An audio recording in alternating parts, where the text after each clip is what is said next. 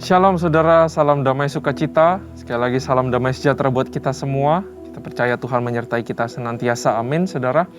Kita akan belajar hari ini bilangan pasal yang ke-10, di mana akhirnya bangsa Israel berangkat ke tanah Kanaan. Akhirnya janji Tuhan mereka lihat, mereka dibawa kepada tanah Kanaan. Nah begitu pula dengan janji Tuhan kepada kita semua, amin saudara. Nah sebelum nanti kita baca, kita mengerti kebenaran firman Tuhan, mari kita siapkan diri, mari kita puji dan sembah Tuhan. Mari kita persiapkan diri kita untuk menerima kebenaran Tuhan.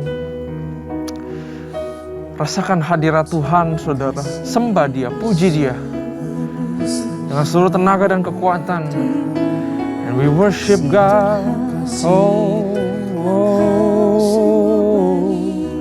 Jesus.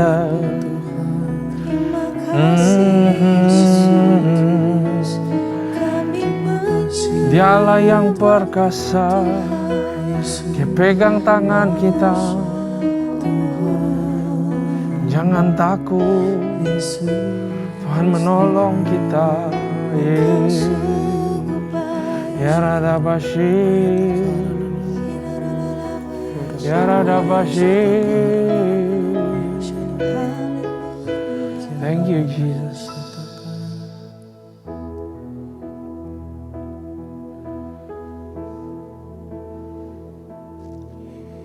Tiada pernah ku ragukan kasih setiamu ya Tuhan. Setiap waktu dalam hidupku tak pernah kau tinggalkan. Meski langit tampak suram, awan gelap pun menghadang, hadapi badai, lewati gelombang, tak pernah kau tinggalkan diriku.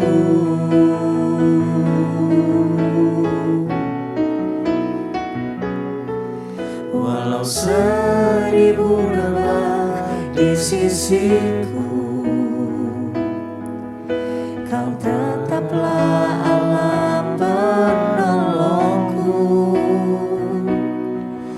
Walau 10.000 rebah di kananku, takkan ku goyah, sebab Yesus sertaku.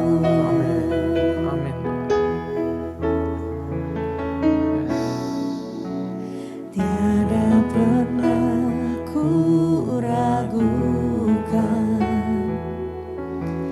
kasih setiamu ya Tuhan.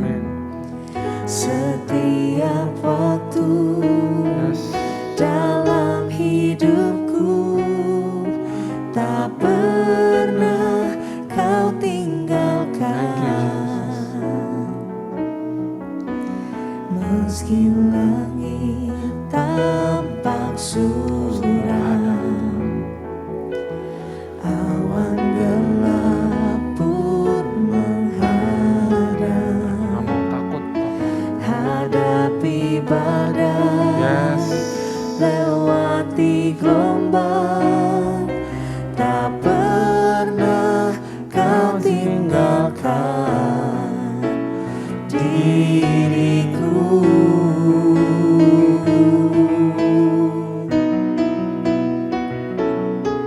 Walau 1000 rebah di sisiku,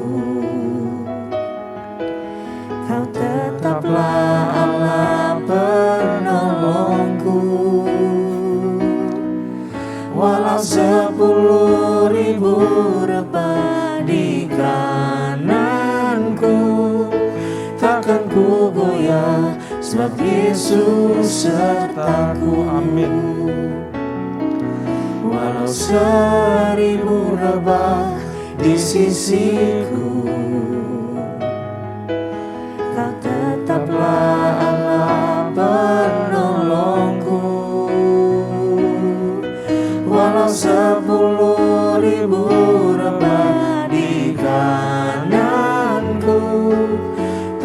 ku goyah, sebab Yesus sertaku.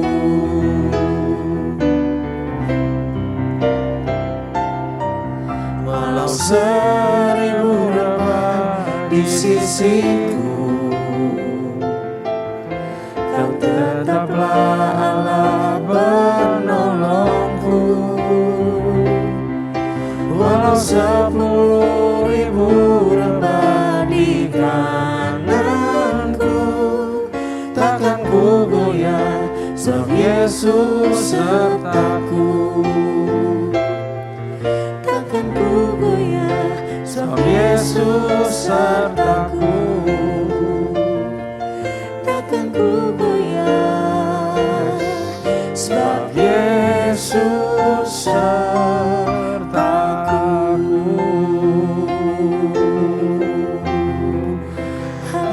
Kami gak takut Tuhan, karena Kau beserta kami. Kami akan hadapi cobaan ini Tuhan. Kami akan kuat di dalam-Mu. Kami takkan goyah Bapa, karena Kau yang menopangku, karena Kau yang menolongku Tuhan. Kita bayar ada kata ya rada basi, kita bayar layar rada basi. Thank you Lord, sertai kami Tuhan, Allah kami Bapa. Holy, holy you are Lord, holy you are Lord.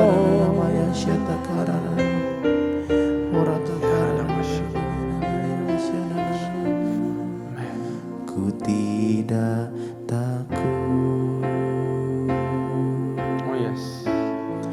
sebab Kau besertaku.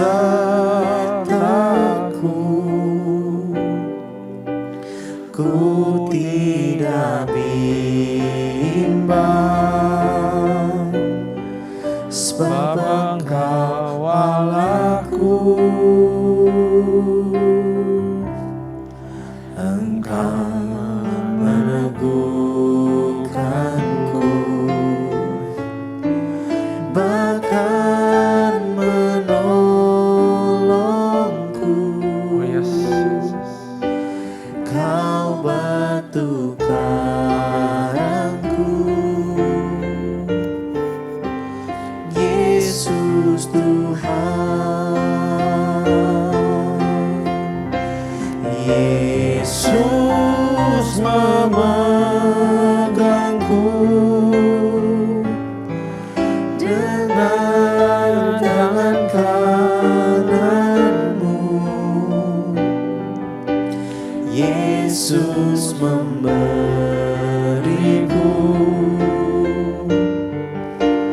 kemenangan. Yesus memegangku dengan tangan kananmu. Yesus memberiku kemenangan.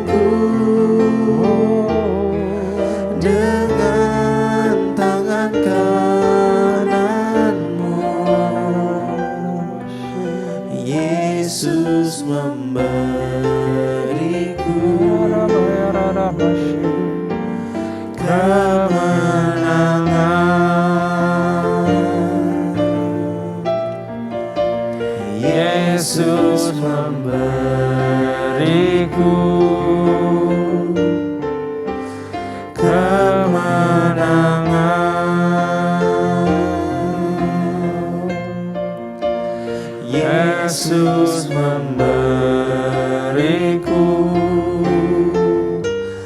kemenangan.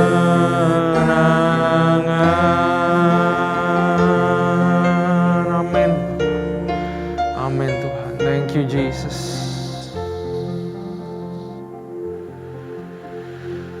Bapa, terima kasih buat segala pertolongan, kemenangan yang telah Kau berikan kepada kehidupan kami.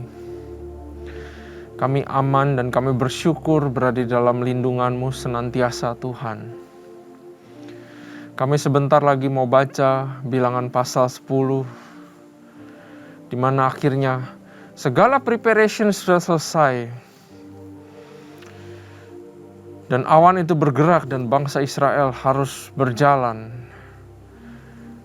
ke padang gurun yang selanjutnya, menghadapi banyak musuh, menghadapi banyak tantangan.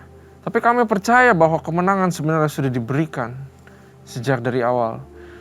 Begitu juga dengan kami semua Tuhan, bahwa kemenangan sudah diberikan saat Yesus mati di kayu salib. Berikan kami hikmat dan pengetahuan, urapi bibir lidah saya Tuhan, supaya bisa bagikan firman dengan baik, dan kami semua bisa mengerti dapat sesuatu. Makasih Tuhan. Thank you Jesus. Kami siap.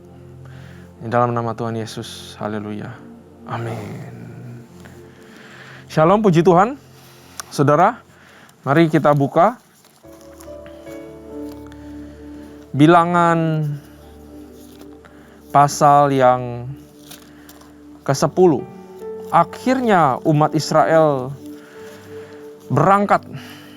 Tapi mereka mungkin gak sadar kalau ini baru tahun kedua. Masih ada 38 tahun lagi. Kalau kami yang baca firman Tuhan, akhirnya kami mengerti kenapa kita harus lewatin imamat. Kenapa kita lewatin begitu banyak peraturan. Because all of that is preparation of what's coming. Tuhan yang tahu segala sesuatu. Ya. Nah, mari kita baca Bilangan 10. Semboyan Nafiri. Tuhan berfirman kepada Musa, buatlah 2 nafiri dari perak.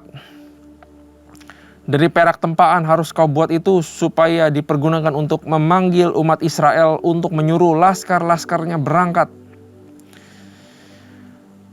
Ini kayak radionya ya, saudara.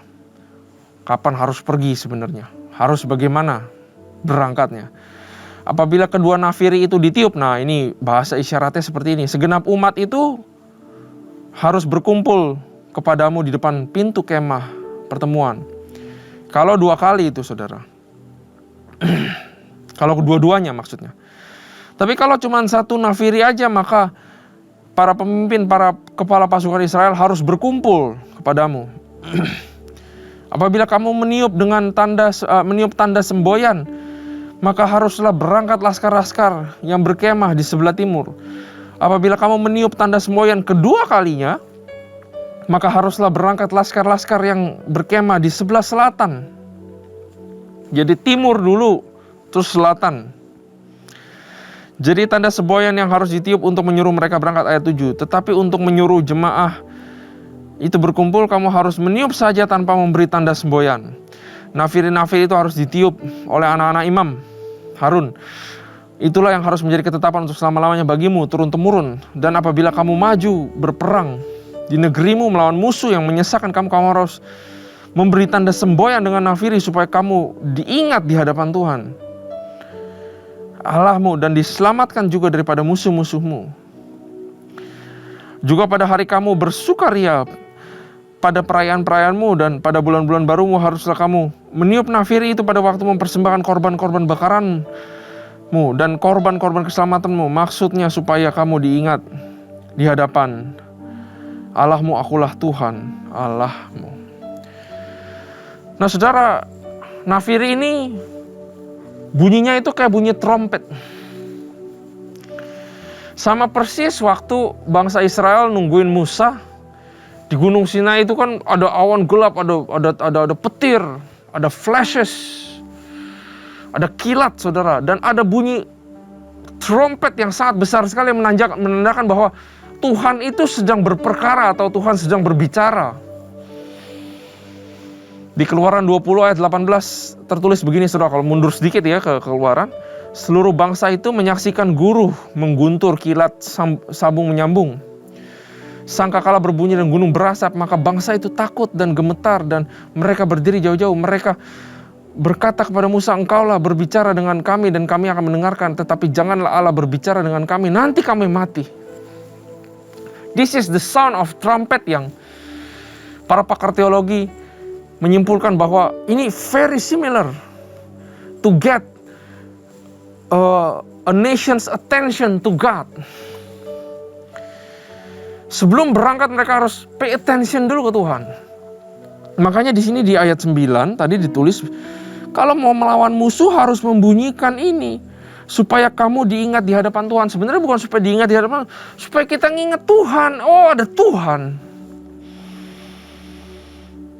Dan kita diselamatkan dari musuh-musuh kita. Nah, trumpet nafiri ini beda dengan alat trompet yang ada di imamat, yaitu shofar, ram's horn. Itu beda, saudara. Ini bentuknya benar-benar seperti trompet. Pipanya tipis-tipis tapi panjang, saudara. Kalau shofar kan ya dari binatang ya, dari tanduknya ram itu yang ditiup. Jadi ini beda, nafiri ini beda dengan shofar, saudara.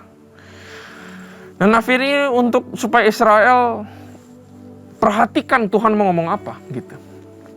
Perhatikan nih, ada Tuhan sedang mau kasih tahu sesuatu. Semua bangsa harus memperhatikan. Begitu taatnya umat Israel. Nah, rema apa yang didapatkan, saudara? We should also pay attention to God. Dengan kita memberikan attention kepada Tuhan, maka kita sebenarnya sedang menghormati Tuhan.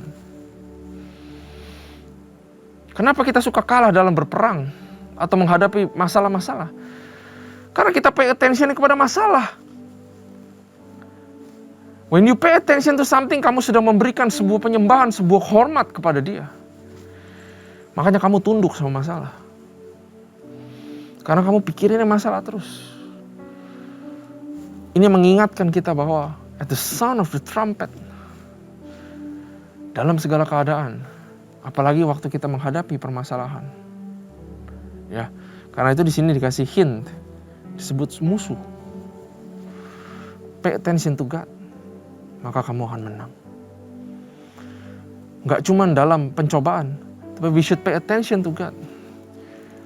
Kita harus berikan hormat kepada Tuhan. Di dalam praise and worship, di dalam kita mendengarkan firman Tuhan, di dalam gereja, everywhere, kita harus hormat kepada Tuhan. Kita harus hormat kepada pengerja-pengerjanya Tuhan. Kita harus hormat terhadap pemimpin-pemimpin kita. Kita harus hormat terhadap orang-orang yang dipanggil untuk berbicara, untuk menyampaikan firman Tuhan.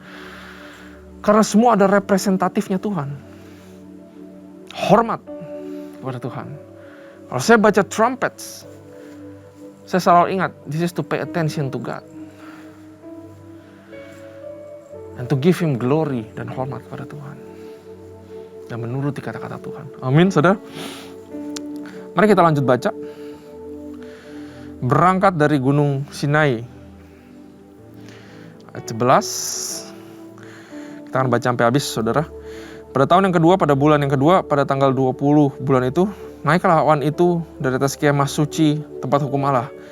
Lalu berangkatlah orang Israel dari padang gurun Sinai menurut aturan keberangkatan mereka. Kemudian diamlah awan itu di padang gurun Paran. Itulah pertama kali mereka berangkat menuju titah Tuhan dengan perantaraan Musa. Terdahulu berangkatlah laskar yang di bawah panji Bani Yehuda menurut pasukan mereka. Yang mengepalai laskar itu adalah Nahason bin Aminadab.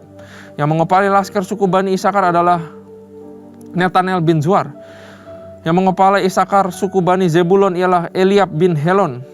Sesudah itu kemah suci dibongkar dan berangkatlah Bani Gerson Bani Merari yang mengangkat kemah suci itu. Kemudian berangkatlah laskar yang dibawa panji-panji Ruben menurut pasukan mereka. Yang mengepalai laskar itu adalah Elizur bin Shedeur. Yang mengepalai laskar suku Bani Simeon ialah Selumiel bin Zuri Shaddai.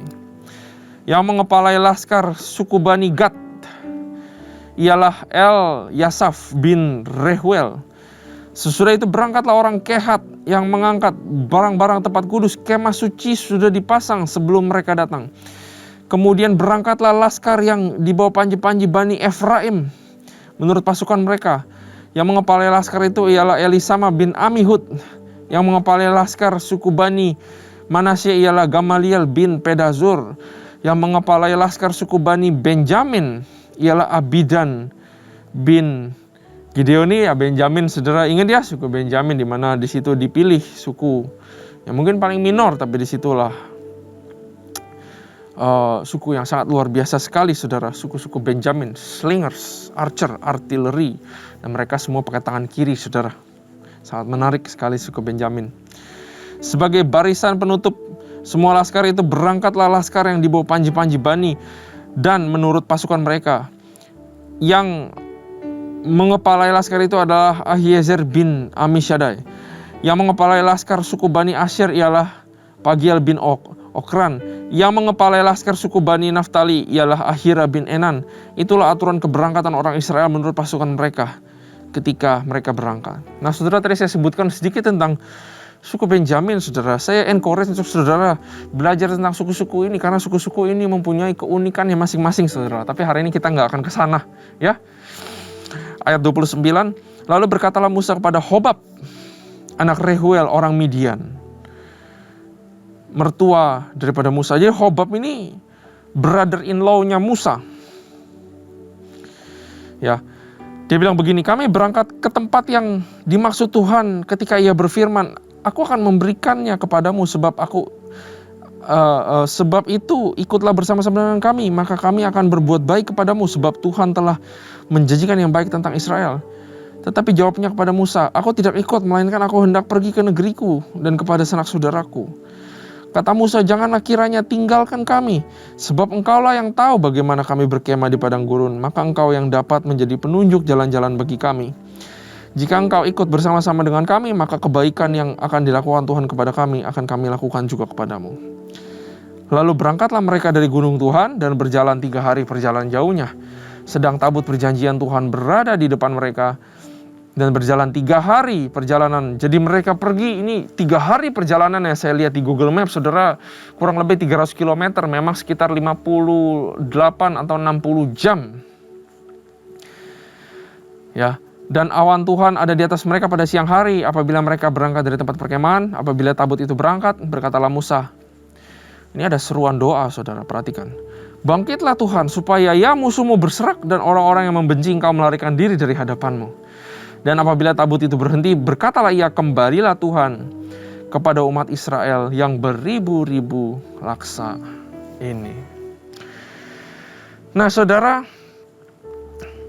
kalau sedikit tentang pilar tiang awan dan tiang api itu luar biasa sekali. Tiang awan itu pada siang hari itu memang fenomena alam yang supernatural terjadi, yang akan menunjukkan bangsa Israel kemana mereka harus pergi. Nah, tiang api ini juga sebuah fenomenon natural yang memang Tuhan pikirin bahwa kenapa api, karena pada malam hari padang gurun bisa begitu dingin, dan tiang api ini itu akan menghangatkan seluruh perkemahan ini, saudara. Dan api juga tentunya artinya adalah holy, ya, atau artinya dia membakar, dia menguji, saudara, ya. Nah, jadi tiang awan dan tiang api ini benar-benar sebuah peristiwa alam yang sungguh nyata, bukan cuman oh iya itu mungkin cuma simbol atau apa. Enggak ya, saudara, gitu. Nah, akhirnya umat Israel berangkat. Nah, sampai sini dulu, saudara. Kalau saudara perhatikan, dari awal Tuhan memilih Musa, dia bilang, aku akan membawa bangsaku kepada satu negeri. Dan begitu banyak, saudara, hal yang terjadi dari Musa ketemu Firaun sampai detik ini. Ini non-stop kejadian. 1 tahun itu bukan 1 tahun main-main. Tapi kita lihat bahwa Tuhan akhirnya menggerakkan awannya ini. Janjinya selalu ditepati. Dan tidak pernah terlambat, saudara. Berangkat. Satu kata. Yang saya terpaku sama kata berangkat dari Gunung Sinai ini. Berangkat yang artinya adalah Tuhan menepati janjinya.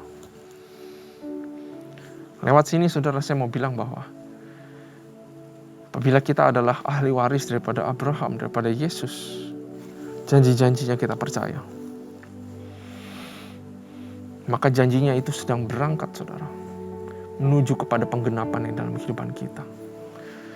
Jangan kita lepaskan janji daripada Tuhan, karena Tuhan adalah Tuhan yang berjanji dan Dia tidak berubah. Amin, saudara. Nah, bangsa Israel 1 tahun sebelum di-prepare. Mereka diperintahkan, mereka di-organize. Ya. Mereka ditahirkan, mereka di-purify. Mereka di-set apart, mereka diberkati. Ada kemah suci dibentuk, semua perkakas dibikin. It's all preparation. Ada yang jadi priest, ada yang jadi imam, ada yang jadi orang Lewi yang membantu Harun dan anak-anaknya. Mereka di set apart semua, dipersiapkan.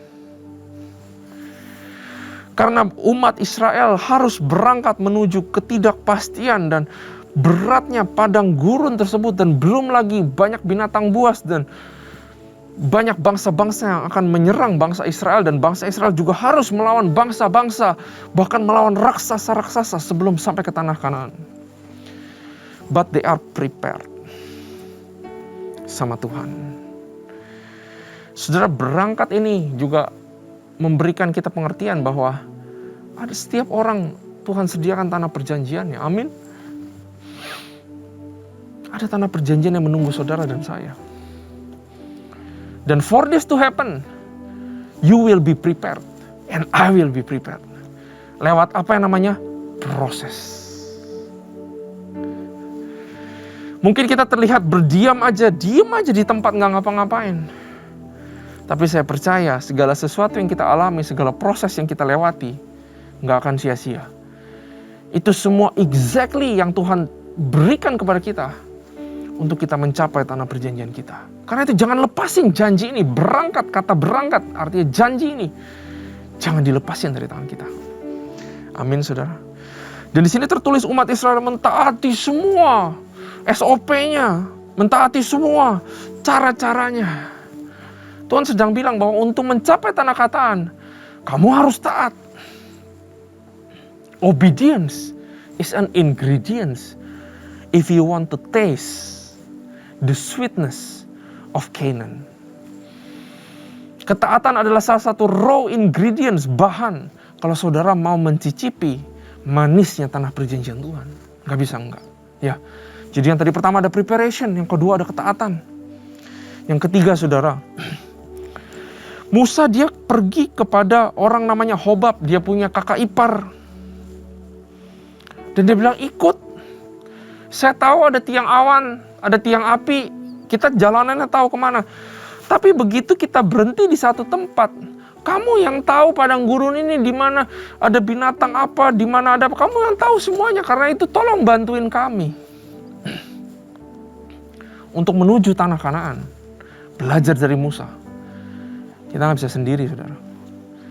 Kita butuh orang yang bantu kita. Jangan sombong. Jangan pikir kita bisa semuanya.